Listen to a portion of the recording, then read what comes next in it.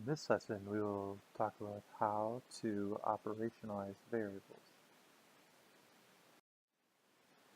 So now that we've actually talked about all the different types of variables, it's important to understand how do we actually get from talking about variables to measuring them. One way to think about this is looking at the difference between constructs and variables. So as defined by our textbook author, Cresswell, a construct is an attribute or characteristic that can vary, but cannot be measured. A construct then is abstract and general. So for instance, religious faith might be an example of a construct. Religious faith is abstract and general in that you can't see religious faith and you can't measure it directly. In contrast, a variable is an attribute or characteristic of something that can vary and be measured, as we already discussed. It is applied and specific. So for example, if we want to actually look at the construct religious faith and make it into a variable, then we might look at the number of times that an individual prays per day. That might give us a sense of their religious faith. Or maybe we would want to look at the number of times that an individual attends church per year, or attends the mosque, or synagogue, or whatever other characteristic we want to measure. In any case, variables are used to measure constructs.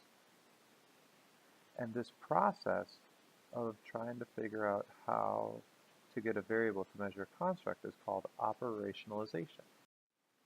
So operationalizing variables is a process, and operationalization is defined as defining and measuring a variable in a study.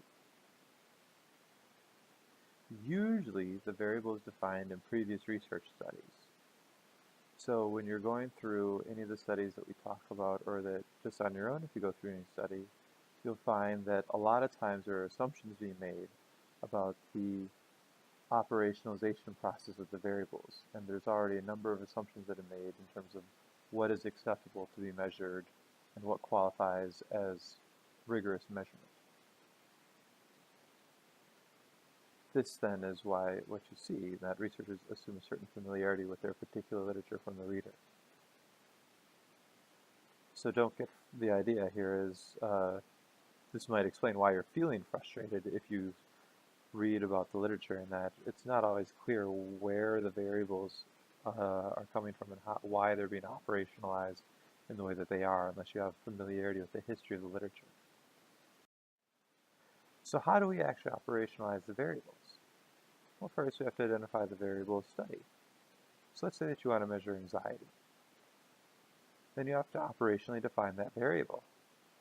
So let's say that I want to look at anxiety, and then I will define anxiety as any increase in sympathetic nervous system activity. For those of you who don't know, the sympathetic nervous system is that part of our nervous system which controls our flight or fight response.